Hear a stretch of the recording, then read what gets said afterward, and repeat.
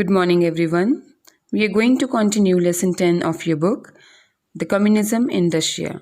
And today we are going to discuss the topic, the contribution of Lenin and Stalin in Russian communism. Before we go ahead with the topic, let us understand the objectives of the topic. The Bolshevik Revolution, its causes and main events leading to the revolution. Lenin, the problems before him and his achievements. Stalin's reforms and concept of a state, his economic policies, an estimate of the contributions of Stalin. And in this module, we will discuss Lenin, his problem and his achievements, as well as Stalin's reforms, his economic policies, and contribution of Stalin in Russian communism.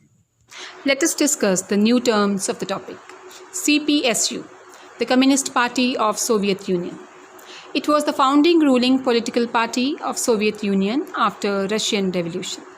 Students, Bolshevik Party was responsible for the Russian Revolution. After the Russian Revolution, the name of the Bolshevik Party was changed into the Communist Party of Soviet Union, or CPSU. The second term is NEP. Lenin introduced his new economic policy called as the NEP. He described it as state capitalism that would reintroduce a free market and capitalism but subject to state control. That means in new economic policy of Lenin, there was blend of capitalism and communism. Some sectors were put under the control of the government, like the big industries, whereas some sectors were under the control of private enterprises. And this policy of Lenin was responsible for economic growth of Russia after the First World War.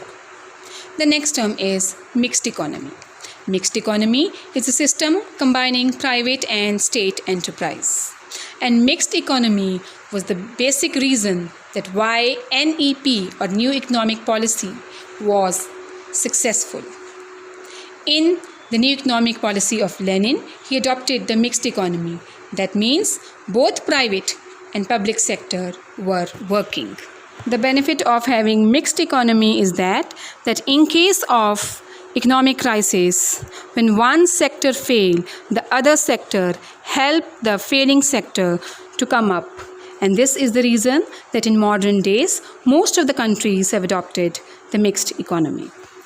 The next term is Gosplan, central board that supervised various aspects of planned economy of the Soviet Union by translating into specific national plans the general economic objectives outlined by the Communist Party and the government. The Gosplan was the central board under Stalin's government whose work was to monitor different aspects of Russian economy and see whether the Russian economy was fulfilling its targets, which was fixed by the Communist Party of China. The next word is NEPmen. NEPmen were the men who took advantage of opportunities for private trade and small-scale manufacturing provided under the new economic policy. The new economic policy was a set of new rules for the economy which was started by Lenin. NEPmen were the individuals who helped the economy to grow under the new economic policy. The work of NEPmen was to spread trade in those areas where it was not possible to spread trade. The last word is Cold War. A Cold War is a state of conflict between nations that does not involve direct military action, but is pursued primarily through economic and political actions. Students, by Cold War, we mean to say a situation where the countries are mentally ready for war, but actually war doesn't happen. In fact, this type of war involves the war of ideologies. Both the countries or the groups which are involved in the Cold War, they try to humiliate the other group or the country by economic and political actions, such as signing any treaty against any particular country or declaring economic sanction against any country. Let us start our discussion with the first topic of the module, the contribution of Vladimir Lenin. Vladimir Ilyich Ulyanov, April 22, 1870 till 21st January 1924, better known as Lenin, was a Russian revolutionary, politician, and political theorist. He served as head of the government of Soviet Russia from 1917 to 1924 and Soviet Union from 1922 to 1924. Under his administration, Russia and then the wider Soviet Union became one-party communist state governed by Russian Communist Party. Chronologically, a communist, he developed a variant of Marxism as Leninism. Lenin had been one of the great leaders that Russia had ever produced. He served the government of Russia from 1917 to 1924 and Soviet Union when Russia was unified from 1922 to 1924. It was only under his leadership that Russia became the first communist country of the world under the Russian Communist Party, the first ever communist party formed in any country of the world. He gave a practical shape to the ideology of Marxism and developed his own ideas called as Leninism. Vladimir Lenin, 1870 to 1924, was a Russian communist revolutionary and head of Bolshevik Party who rose to prominence during Russian Revolution of 1917, one of the most explosive events of the 20th century. Lenin became popular in Russia during the Russian Revolution of 1917. He was the leader of the Bolshevik Party. Students' Bolshevik Party was the party who was responsible for the Russian Revolution of 1917. The bloody upheaval of 1917 remarked the end of oppressive Romanov dynasty and centuries of imperial rule in Russia. The Bolsheviks would later become the Communist Party, making Lenin the leader of Soviet Union, world's first communist state. The Bolshevik Party, which was responsible for the Russian Revolution of 1917, later on was renamed as the Communist Party. Under the leadership of Lenin, this party was responsible for the communist revolution in Russia, and Russia became the first ever communist country of the world. Lenin returned home to Russia. Students, Lenin was in Galicia, a part of Austria during the First World War. The war pitted the Russian Empire against Austro-Hungarian Empire, and due to Russian citizenship, Lenin was arrested and briefly imprisoned until his anti-Tsarist credentials were explained. Before the Russian Revolution, Lenin was in Galicia, which was in Austria. As Russia and Austria-Hungary fought on the different sides during the First World War, Lenin was arrested in Austria due to his Russian citizenship. Later on, he was released when the Austrian government came to know his anti-Tsarist policies.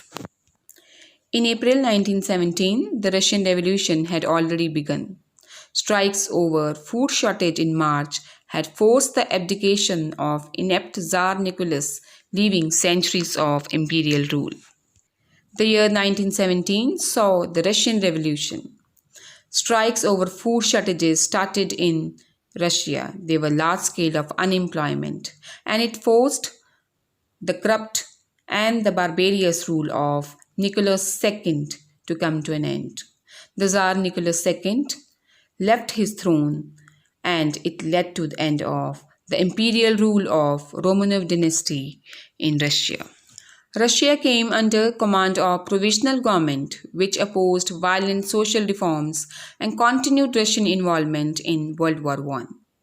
After the Russian Revolution, a provisional or temporary government was set up in Russia. This provisional government favored Russian involvement in the First World War, and it was in favor of social reforms, but these social reforms were not based on any form of violence. Lenin began plotting an overthrow of provisional government. To Lenin, the provisional government was a dictatorship of the bourgeois. Lenin did not like the provisional government. According to Lenin, it was the dictatorship of the middle class of Russia. He advocated instead of direct rule by the workers and peasants in a dictatorship of the proletariat. Lenin did not like the provisional government as, according to him, it was the dictatorship of the middle class. He rather favored a proletariat or workers' government in which peasants and the workers should have their supreme power. After the Russian Revolution of 1917, provisional government was formed under the leadership of Kerensky, but Lenin did not like such type of government. According to him, it was also a dictatorial government as the Tsarist rule. Lenin, aware of the leadership vacuum plaguing Russia, decided to seize power. He secretly organized factory workers, peasants, soldiers, and sailors into Red Guards or Red Army, a volunteer paramilitary force. He built quickly the Red Army under Trotsky and secret police Cheka under Stalin. Lenin wanted to overthrow the provisional government of Kerensky, so he organized the Red Guards or the Red Army. Here in the Red Guards, he asked the workers, the peasants, and the soldiers to come together. The Red Army was organized under the leadership of Trotsky, whereas a secret police was also organized, whose leader was Stalin. Lenin suppressed the counter-revolution by a bloodbath. Thus, victory of Bolshevik was assured. During the external war and internal civil war, improvement of humanism was made in Russia. More importance was given to human values during the external war of Russia, that means during the First World War, and the civil war which took place after the Russian Revolution between Kerensky and Lenin. On November 7 and 8, 1917, Red Guards captured provisional government buildings in a bloodless campaign. The Bolsheviks seized power of the government and proclaimed Soviet rule, making Lenin leader of world's first communist state. The new Soviet government ended Russian involvement in World War I with the Treaty of Brest-Litovsk. Finally, on November 7 and 8 of 1917, Red Guards under the leadership of Lenin was able to capture the provisional government. It dethroned the provisional government and established the Bolshevik rule over Russia, declaring Russia as the first ever communist state of the world. The new Soviet government ended Russian involvement in World War I and signed a secret treaty with Germany called as the Treaty of Brest-Litovsk.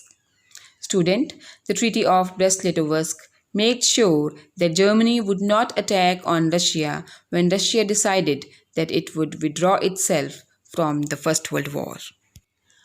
The Treaty of Brest-Litovsk, which Russia signed with Germany, made sure that Russia can withdraw itself from the First World War without any threat of being attacked from the German side. Germany decided that if Russia would be neutral and would not take part in the First World War, the Germany would not attack on the Russian territories. After withdrawing Russia from the First World War, a drastic enforcement of War Communism was there in Russia. The War Communism centralized the government and old order in Russia. Students, War Communism was the economic and political system that existed in Soviet Russia during Russian Civil War from 1918 to 1921. It centralized the government and old order in Russia came to an end. And how it centralized the government, as it gave more power to government to control the life of the people. The economic, social, and political aspect of every human being's life was controlled by the Russian government. According to Soviet history, ruling Bolshevik administration adopted the policy of war communism with the goal of keeping towns, that means the proletariat power base, and Red Army stocked with food and weapons. So, it was adopted to protect Red Army of Lenin against the White Army of Kerensky. The device of war communism was adopted by Lenin in order to protect Red Army, which was fighting against the White Army of Kerensky and wanted to replace the provisional government with the Bolshevik government. Let us understand what was the policy of war communism. These were the policies imposed by the Bolsheviks to assist during the civil war. It included confiscation of grain and food. It also included the Soviet farms establishment. It also declared nationalization of industries, that all the big factories would come under the control of the Russian government. The war communism had two main aims. It wanted to put communist theories into practice by redistributing wealth among the Russian people. And also, it wanted to help the civil war by keeping the towns and the Red Army supplied with food and weapons so that Red Army could fight against the White Army.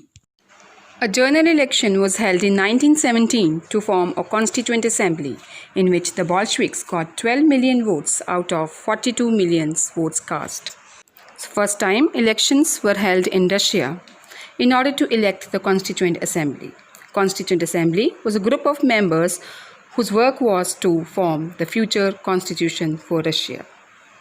In this election of constituent assembly, the Bolsheviks got 12 million votes out of 42 million votes which were casted. Lenin dissolved the Constituent Assembly which contained the non-communist majority. The Constituent Assembly, which were having the members who did not accept the communist ideology, was dissolved. Soviets were found in villages, districts and provinces. And what were Soviets? Students, the Soviets were elected political organizations and governmental bodies at different levels. So, these were the elected bodies which were elected directly by the people and working at different levels like villages, districts and provinces in Russia. The executive elected a 10 members presidium. Lenin became the head of the presidium. Presidium was the special council which was responsible for the administration of Russia, and it was led by Lenin. The CPSU, or the Communist Party of Soviet Union, was the only political party recognized by the government.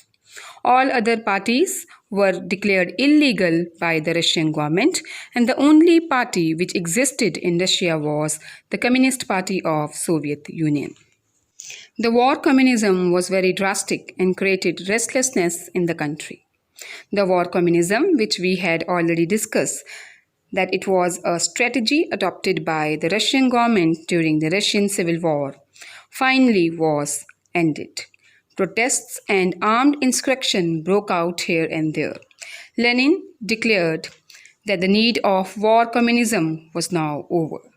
He said there would be no drastic communism as it was being practiced during the time of civil war between the Red Army and the White Army.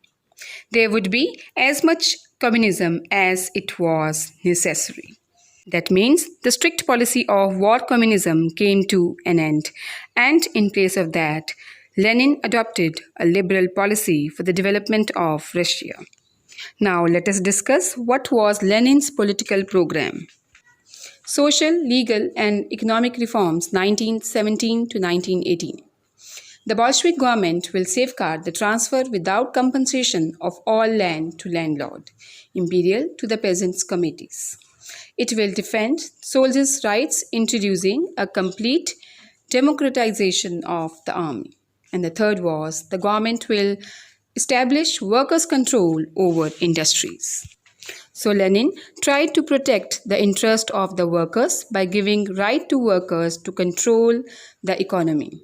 It also provided soldiers equal right in the army. That means each soldier would have equal opportunity to get promotion. It will ensure the convocation of Constituent Assembly on date set. The government will supply the cities with bread and villages with articles of first necessity. It will secure all the nationalities inhabiting Russia the right of self-determination. Long live the revolution. Lenin would make it sure that the Constituent Assembly would start working its work of making constitution for Russia. It will also make sure that the villagers would get sufficient amount of food and fuel and other things of necessities. It will also protect the interest of the other nationalities which were living in Russia. So, under the influence of the political program of Lenin, a new policy was adopted in Russia called as the New Economic Policy. So, let us discuss what was the New Economic Policy of Lenin. The New Economic Policy, or NEP, farmers were now allowed to sell their additional products in open market, but land still remained the property of the state. According to NEP, the peasants were now allowed to sell their crops in the market and to earn money, but their land was still under the control of the Russian government. Agricultural production increased, and to mirror this growth in industries, workplace incentives and bonus were introduced.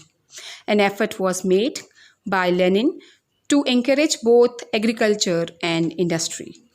In the industries, in order to encourage the workers to do more work, incentives in form of money and bonus were introduced in the factories. Similarly, an effort was done by Lenin to increase the agricultural production by giving help to the peasants in form of subsidies. The next point of new economic policy was that 80% of Russian workers were engaged in big industries. They were placed under state control and protection. Those workers who were working in the big and heavy industries like iron and steel, they were under the control of the government, since these industries were owned by the Russian government. 20% of workers working in small firms remained under private control, and those workers who were working in small factories, about 20% of the workforce were working in small factories. They were not controlled by the government. So this was known as the mixed economy. Mixed economy, students, is economy where both private and public security or sector exist. So Russia adopted mixed economy, which comprised of both the public sector as well as the private sector.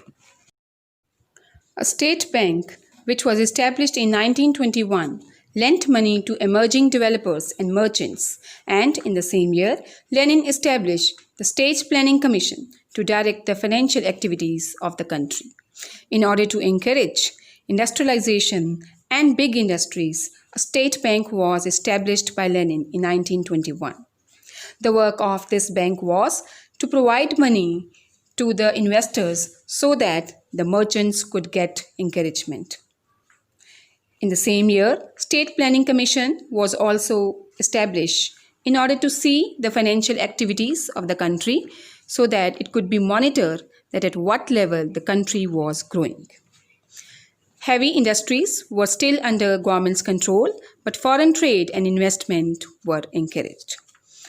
As I have already told you that heavy industries like iron, coal, steel, these were owned by the Russian government. But government put an effort to encourage Russian foreign trade with other countries, and also the merchants were asked to invest more and more.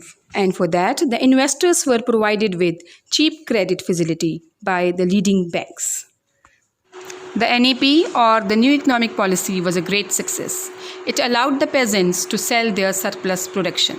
Private enterprise was allowed in small industries. Heavy industries like coal, iron, and electricity was controlled by the government. So Russia got the benefit of a mixed economy by NEP. Mixed economy is economy where both private and public sector operate and help each other to come out of economic crisis.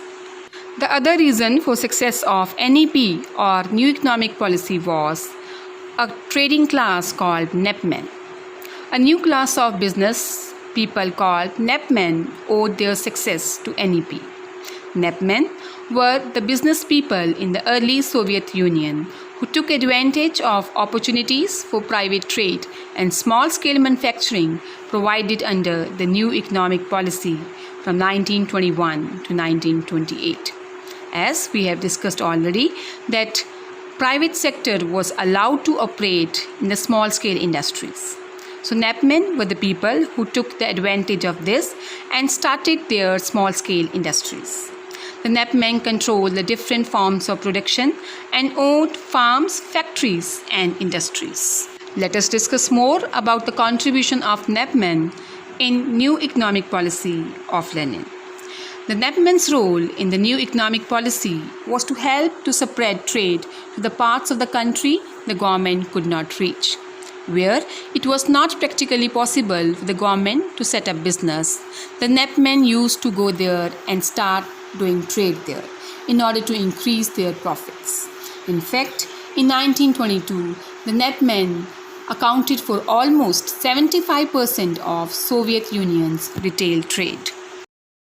The Napmen proved that even with the strict economic policies and true socialism implemented as advocated by Karl Marx, Russia had a potential of being wealthy.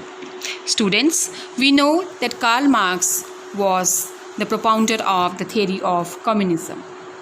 According to him, socialism was the basic aim of every state. Socialism stands for equal opportunities for both rich and poor, where there would be no economic gap between the rich and the poor. Practically, it means a classless society. But generally, we don't associate progress with such type of ideology. But Napmen proved that even with socialism as advocated by Karl Marx and the strict economic policies which were followed by Lenin, Russia could economically grow and prosperous, and also can become one of the strong countries of the world. Along with the many positives, there were some drawbacks in Lenin's political ideas. Let us discuss what were the limitations of Lenin's statesmanship, or what were the drawbacks or the blunders of Lenin as a political leader. Lenin did not believe in the doctrine of parliamentary government. He replaced Tsarist autocracy with communist autocracy. Many historians believe that Lenin was also a dictator. The only difference was that he replaced the dictatorship of the monarchs and started the dictatorship of communism. Under his system of communism, War Communism was adopted. It was a harsh policy in which government was having the right to interfere in the economic, social and political life of every citizen. In the communist government, the people were not granted the fundamental right. He dissolved the Constituent Assembly in which Bolsheviks were a minority. This we have already discussed, that when Lenin established the Bolshevik government, he dissolved the Constituent Assembly where non-communist people were there. That means he ended the Constituent Assembly where the Bolsheviks were in minority or they were less in number. He opted for the Constituent Assembly where Bolsheviks were ruling. Opposition parties' dissented voices were usually crushed and party dictatorship became the order of the day. So, historians regarded Lenin as a dictator. In his dictatorship, only Communist Party was allowed to survive. Opposition party leaders were sent to jail or they were executed. The Communist Party was the only party which was allowed to operate in the political setup of Russia. So we can say that Lenin was also a dictator. He just replaced the Romanov dynasty with proletariat dictatorship. And Russia was a proletariat or workers' government was only in name. Actually, it was the rule of the Bolshevik or the Communist Party. And common people were not having their basic rights in this form of government. No doubt there were many drawbacks in Lenin's statesmanship, but we cannot deny the fact that to make Russia a Soviet Union was one of the biggest work that Lenin has done. Now, let us discuss what were the successes of Leninism. Lenin's moderate communism pacified the country. He destroyed the old feudal order and brought in the new socialist order. Lenin after the Civil War, reduced the effect of the War Communism in Russia. War Communism was a policy which was adopted by the Russian government so that the government could interfere in the economic, social and political life of the individual more as compared to any time in Russia. But it was reduced after the Civil War. He only used as much as communism as it was required in Russia. Lenin ended the old feudal order of Russia in which the landowners used to exploit the poor peasant. He established a new socialist order in which there was no gap between the rich and the poor. He ultimately got recognition of the leading governments of the world for the USSR. On the political sphere, his greatest achievement was that the leading governments of the world, like England and France, recognized Russia as USSR or Soviet Russia. So all the territories of Russia which were scattered got together as one nation under the leadership of Lenin. He gave practical and pragmatic shape to abstract Marxian doctrine by his concept of NEP or New Economic Policy. Lenin was responsible for economic growth of Russia. He adopted a new policy called as the NEP. This policy adopted the mixed economy for Russia. With the advantage of both the private and the public sector, Lenin was able to help Russian economy to grow at a very good rate. Lenin's statesmanship applied Marxian philosophy for reorganization of Russia. Lenin was responsible for practical application of Karl Marx ideology so that Russia could be united and come up with one of the strongest countries of the world. Now students, let us discuss the second topic of this module, the rise of Stalin. Stalin promoted himself as a dictator. After Lenin's death in 1924, Stalin began ruthlessly promoting himself as political heir of Lenin. Many in the party expected the Red Army leader Leon Trotsky to become Lenin's natural successor, but his ideas were too idealistic for majority of the Communist Party. Stalin, however, developed his own nationalistic brand of Marxism, socialism in one country, concentrating on strengthening the Soviet Union rather than world revolution. Many people believed that after the death of Lenin, Leon Trotsky would emerge as the next successor of Lenin and the leader of the Communist Party. But Stalin proved to be a better leader as compared to Lenin. Lenin's ideas were too impractical and idealistic, but Stalin, on the contrary, was more practical. He told the Russians that they should strive for socialism, that means a classless society. He believed that Russia should emerge as one of the strongest countries of the world. He believed in strengthening the Soviet Union and not believe in bringing communism in other parts of the world. That means he just confined himself to the Russian development. He did not want communism to become as a world ideology. And that was the demand of the Russian people. They wanted to come out of the economic crisis that struck Russia after the First World War. When Trotsky criticized his plan, Stalin had him exiled. When ideas of Stalin were criticized by his rival, Trotsky, Stalin sent him to Iran for exile. In those days, the name of Iran was Persia. Stalin's ideas were popular with the party, and by late 1920s, he became the dictator of Soviet Union. As Stalin had sent Leon Trotsky to exile in Persia or Iran, so he was the only leader who was a strong leader in the Communist Party. And by 1920s, he declared himself as the dictator of Soviet Union. Stalin ended the NEP or New Economic Policy, which was started by Lenin. According to Stalin, 75% of all retail trade fell into private hands during NEP. And here also, the NEP men were exploiting the resources of Russia. He said that it gave rise to the kulakas. The kulakas were the wealthy peasants of Russia. He also said that peasants grew wealthy because of private enterprise of NEP. So, even peasants were creating problem for the government. So, he decided that NEP was finally to be ended in Russia.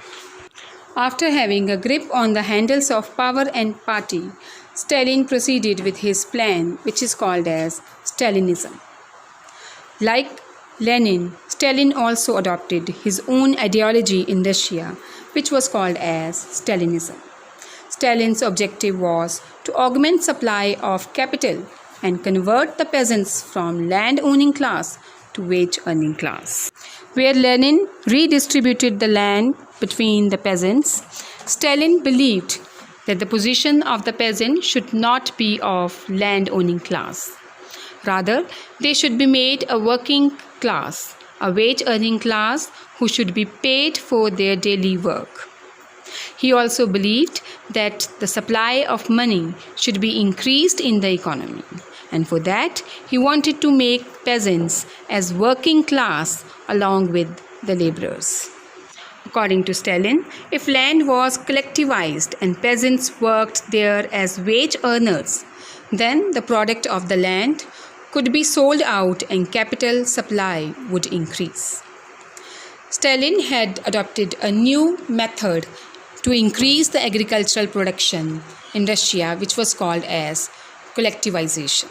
According to him, if land was collectivized, that means if peasants would work together and they would get their daily wages or daily salary for their work, then the product of the land could be sold out, the crops could be sold out, and capital supply, the amount of money in the economy, could be increased. So, NEP was gradually discarded. NEP was ended in Russia between 1926 to 1929. Stalin ended the NEP or New Economic Policy of Lenin and came up with his own plans of Gosplan. Gosplan were also called as the 5-year plans. The main motive of the Gosplan was to encourage industry, agriculture, and trade. Let us discuss what was the Gosplan. The main task of the Gosplan was to devise a single economic plan for the USSR and to develop methods and orders for implementing it. So Stalin believed that there should be one single plan to grow the economy of Russia. All the sectors should be encouraged to grow under one single plan called as Gosplan. It also had to coordinate the production program and planning proposals for various economic institutions, devise state measures for developing knowledge, and organize research necessary for implementing a state economy. That means the Gosplan will do all the work. It would set the targets of the economy, provide the necessary measures or the schemes which the government could adopt for implementing the necessary plans, and was also responsible for research work in different sectors of economy. And by research here, we mean to say that Gosplan was responsible for conducting researches that which sector of economy was required more investment by the government so that the economy of Russia could be more strengthened. Rapid industrialization was the first goal set for the Gosplan or the 5-year plans. Lenin was afraid that if Soviet Union would not modernize, then communism would fail and the country would be destroyed by its capitalist neighbors. The government was afraid that if communism would not be modernized, then the economy would be totally destroyed by the capitalist neighbors of Russia who prefer privatization. So, Russia modernized its economy by adopting the mixed economy. Mixed economy was a set of economy where both private and public sector exist. the government put efforts to increase the huge investment in coal, oil, steel productivity, and country saw a massive economic growth as all these industries were the heavy industries, and all the heavy industries were controlled by the Russian government. His plans were ruthlessly enforced. Factories were given strict targets which many workers found impossible to fulfill. In order to grow Russian economy at rapid rate, the factories and the industrialists were given tough targets to achieve. And those who failed to achieve these targets were imprisoned, they were put behind the jail, or they were hanged as enemies of the state, and they were declared that they were working against the state and they were betraying Russia. So, strict economic policy was applied in order to motivate the workers, the peasants, and industrialists to grow Russian economy. Industrialization helped to propel the Soviet Union forward to become an industrial base for powerful arm industry or the weapon industry by 1941. Soviet Union, from a largely backward and agricultural society, emerged as a modern, industrially developed country of the world due to the policy of industrialization under Gosplan. The government took many measures to encourage education under the Gosplan plans. Free compulsory primary education was implemented. Each child was sent to school so that the child could be well educated. Stress was given on technological and scientific studies. The Marxian philosophy was pushed through the thought of students from early stage. That means the syllabus of the schools were devised in such a manner that child should be ready to adopt the Marxian philosophy and socialism from very early stage of his life. It was said that capitalist mentality of students could only be rooted out by such syllabus. And why socialism was promoted at early stage? Because Russian government believed that only at the early stage of child's life he could be prevented to adopt the capitalist ideology. Gosplan also concentrated on development of agriculture, and for this, collectivization of agriculture was started. Stalin declared at the first instance 25 million farms were to be brought under collection stations. Students, collectivization means that the peasants would work together on the farms and they would not be the landowners, rather they would work as the wage earners. These farms were to be filled and administered by central organization called kolkhoz.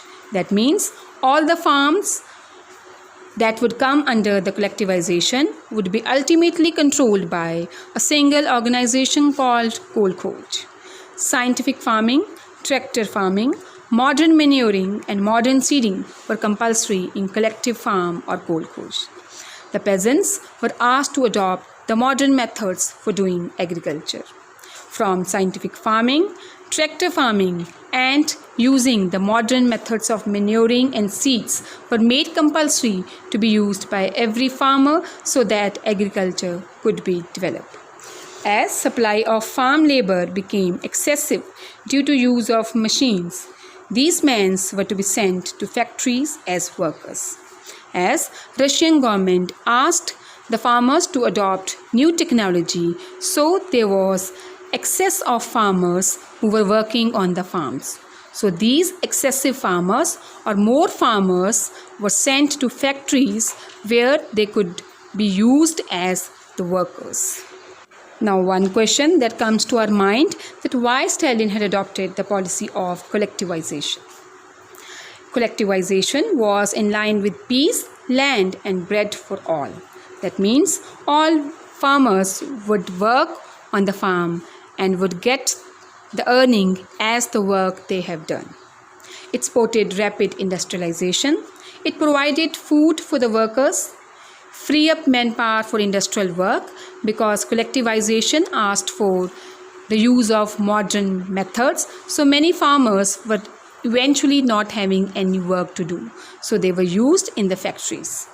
Export crops to other countries to raise funds for industrialization was also one of the targets of collectivization, so Stalin adopted collectivization in agriculture. No doubt, there were many benefits of collectivization, but still, the common farmers have protested the collectivization of agriculture. Now let us discuss what were the reasons of the opposition to collectivization.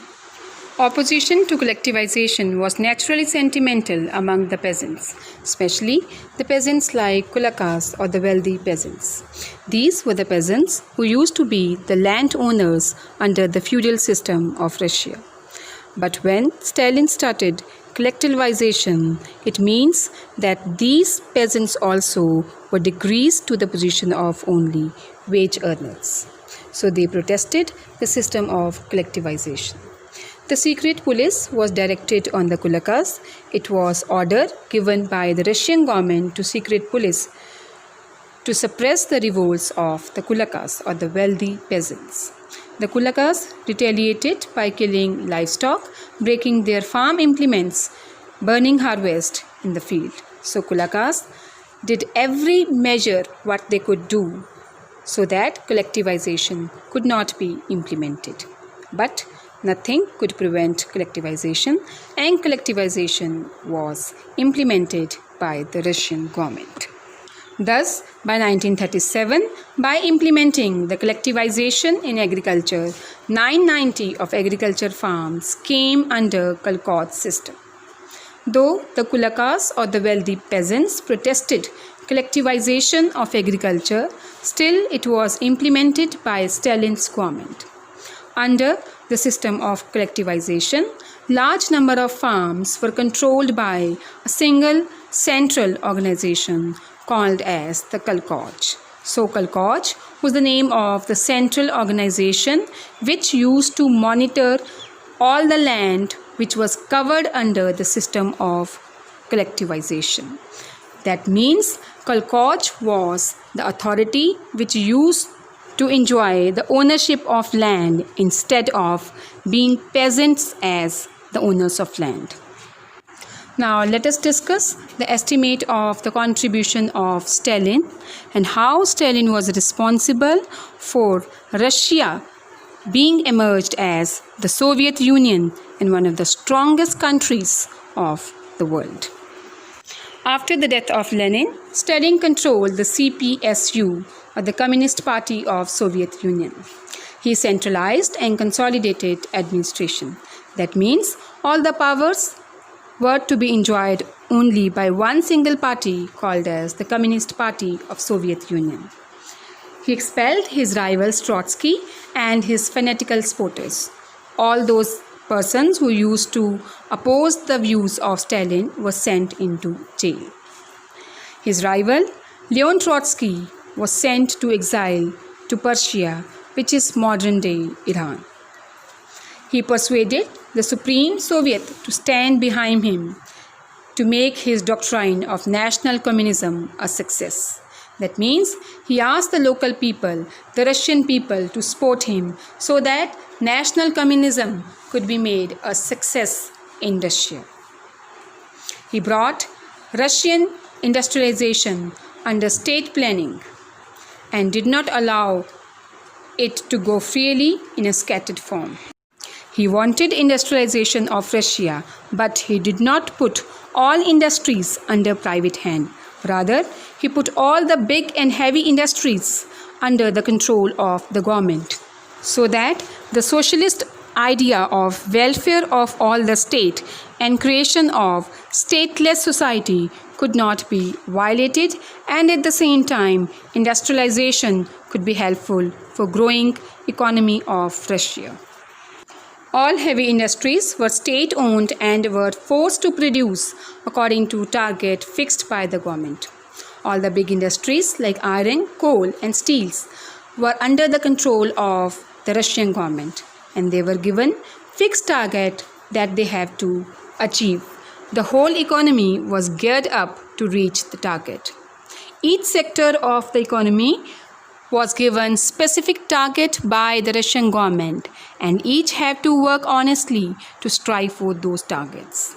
Workers management, party men had no respite if they failed to achieve their respective set goals.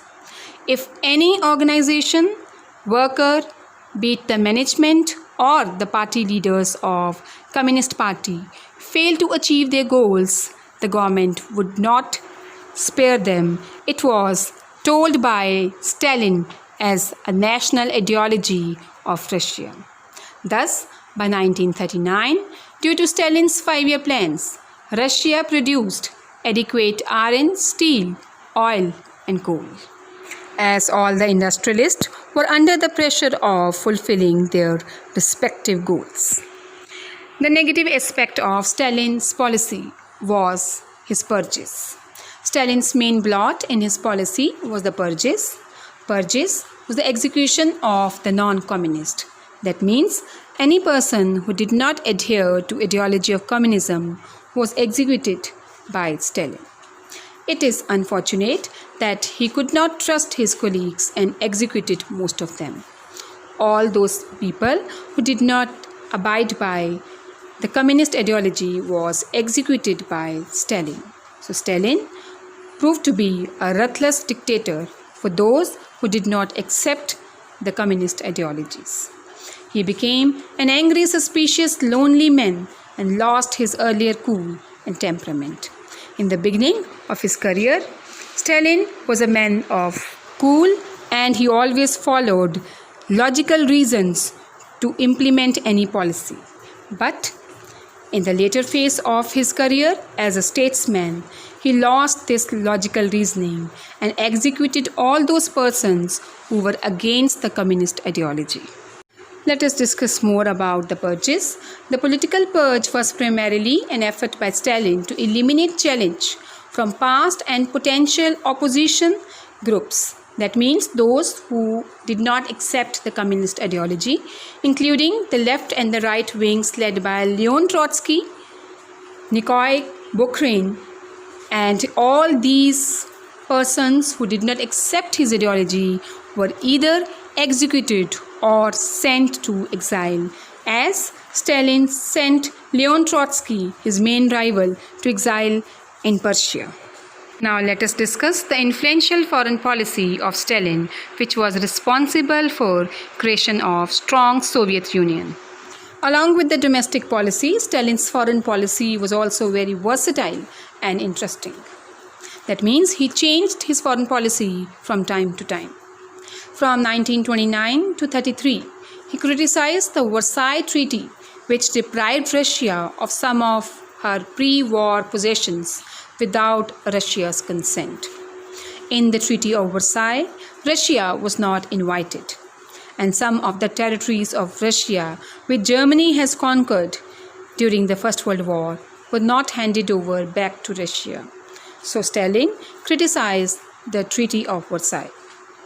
But from 1930 till 1939, with the emergence of Nazi Germany, he saw a great national danger to Russia, as Nazi was a dictatorship led by Adolf Hitler. He tried to collaborate with Anglo-French power. So Stalin came closer to England and French power. With Nazi invasion on Russia, he resisted the aggressor. When Germany attacked on Russia, he insisted the invasion done by Adolf Hitler on Russia. Hitler's dream of conquering Europe was dashed to ground only due to Stalin. Russia under Stalin emerged from the World War II as mighty power, the spoiler of Nazi Germany. In the Second World War, one of the reasons of the defeat of Nazi Germany was Stalin's statesmanship, which he has provided to his army during the Second World War. Anglo-American powers had to offer due respect to Stalin and share his views for reconstruction after the war. Due to strong Soviet Union, which emerged under the leadership of Stalin, England and America were compelled to give respect to the views of Stalin and his views of reconstruction of world after the Second World War. Stalin was recognized as very shrewd, that means experienced, practical statesman even by his opponents. In the Cold War period from 1945, Stalin was unrelenting to Anglo-American pressure. Students, Cold War started after the Second World War between USSR and America. There was no war, but always war-like situation was created. There was fear that war could happen at any time, but actually it was the war of ideologies. The two different systems of America and Russia, communism and capitalism, was responsible for this Cold War. And in this period of Cold War, Stalin did not bow before the pressure exerted by America and England. He was strong as a leader, and he proved to be a challenge to American growing power. The Soviet Union became the natural friend of the third world countries. Students, third world countries are the countries of Asia and Africa which got independence after the Second World War.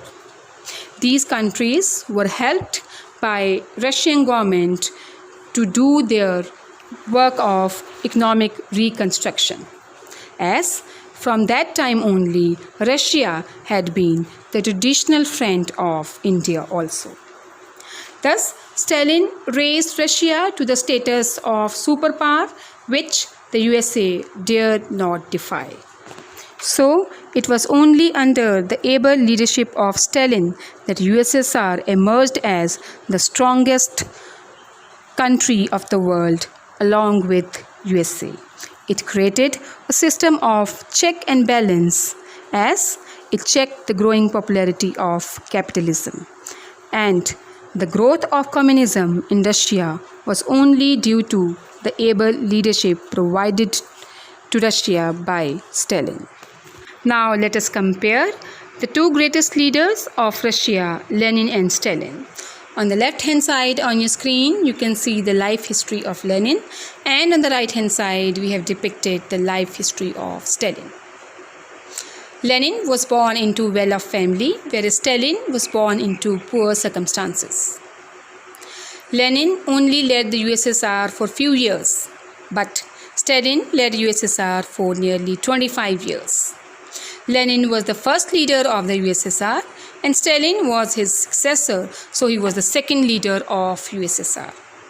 Lenin transformed Russia from Tsars and provisional government of Kerensky to communism. So, the work of setting up of communism was actually done by Lenin.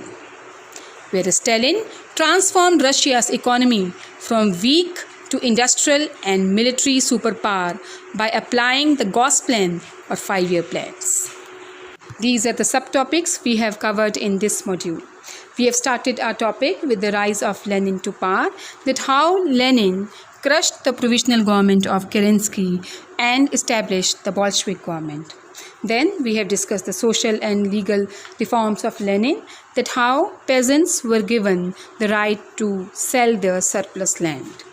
Then we have discussed the new economic policy of Lenin, that how the big industries were put under the control of the government, whereas the small enterprises were kept in the hand of the private individuals. Then we have discussed the NEP or the new economic policy and the role of NEPmen in success of the new economic policy. We have discussed the contribution of Lenin in Russian communism, that how Lenin was actually the first ruler who set up communism in Russia and made Russia the first communist state of the world. And then we have discussed the rise of the second leader, Stalin, how he ended the new economic policy, and in place of the new economic policy, he started his 5-year plans or the Gauss plan, where Gauss plan was the one central authority to look after every aspect of economy and how each sector was given a fixed target to achieve by Stalin. And then we have discussed The contribution of Stalin, we have discussed that one of the blunder done by Stalin was the purges, where he executed his opponents and sent them to jail or executed them. But on the other side, we have also discussed the foreign policy of Stalin, which was responsible for emergence of USSR as the superpower after the Second World War. And lastly, we have compared the contribution of both the leaders, that Lenin was the first leader who set up the communism in Russia, and Stalin was the leader who made Russia as Soviet Union and was responsible for growing economy of Russia and also for Soviet Union as the superpower after the Second World War. These are the questions we have discussed in this module. Describe new economic policy of Lenin. Discuss the achievements of Lenin as statesman. What were the reforms done by Stalin to improve agriculture in Russia? Explain the Gosplan or 5-year plans of Stalin. What were the purges set up by Stalin?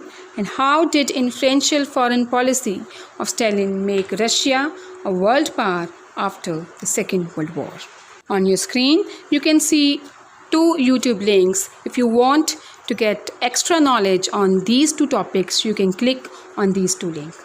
The first link is for Lenin's contribution in communism and the second is for Stalin's contribution in Russia. I hope this module have been useful for you. With the help of this explanation and internet, you are advised to make notes of this topic.